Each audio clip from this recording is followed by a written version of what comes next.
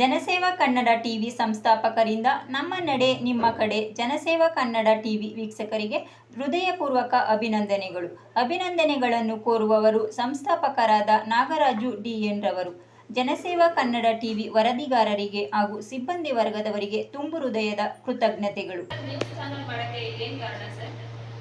Madam, ನಮ್ಮದು ಸಮಾಜದ ಕಾಳಜಿನೇ ನಮ್ಮ ಗುರಿ.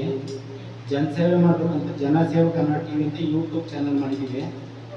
ನಮ್ಮ ಚಾನಲ್ ಬಂದು ರೈತರ ಬಗ್ಗೆ ಮಾಡೋದು, ನ್ಯೂಸ್ಗಳು ಎಲ್ಲಿ ಅನ್ಯಾಯ ನಡೀತದೆ ಅಲ್ಲಿ ನಮ್ಮ ರಿಪೋರ್ಟ್ಗಳು ರಿಪೋರ್ಟ್ ಮಾಡಿ ಕಳಿಸ್ಕೊಡ್ತಾರೆ. ಅದನ್ನು ಯೂಟ್ಯೂಬ್ ಚಾನಲ್ ಮುಖಾಂತರ ಪಬ್ಲಿಕ್ ಮಾಡ್ತೀವಿ. ಸರ್, ಯಾವ್ಯಾವ ಜಿಲ್ಲೆಗಳಲ್ಲಿ ರಿಪೋರ್ಟ್ಗಳಿದ್ದಾರೆ ಮತ್ತು ಯಾವ ವಿಷಯದ ಬಗ್ಗೆ ನೀವು ನ್ಯೂಸ್ ಮಾಡ್ತೀರಾ?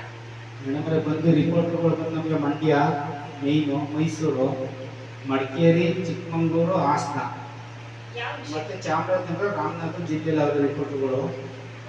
ನ್ಯೂಸ್ ಬಂದು ರೈತರ ವಿಚಾರ ಹೋರಾಟದ ಬಗ್ಗೆ ಜಾಸ್ತಿ ನ್ಯೂಸ್ ಬರುತ್ತೆ. ಮತ್ತು ಸರ್ಕಾರದಿಂದ ಬರುವಂಥ ಅನುದಾನಗಳ ಬಗ್ಗೆ ನ್ಯೂಸ್ ಮಾಡ್ತೀವಿ ನಾವು ಜಾಸ್ತಿ. ಸಾರ್ವಜನಿಕರಲ್ಲಿ ನ್ಯೂಸಲ್ಲಿ ತೋರಿಸುವಂಥ ವಿಚಾರವನ್ನು ನಮ್ಮ ಚಾನಲಲ್ಲಿ ಡೆವಲಪ್ ಮಾಡ್ತೀವಿ ಮೇಡಮ್.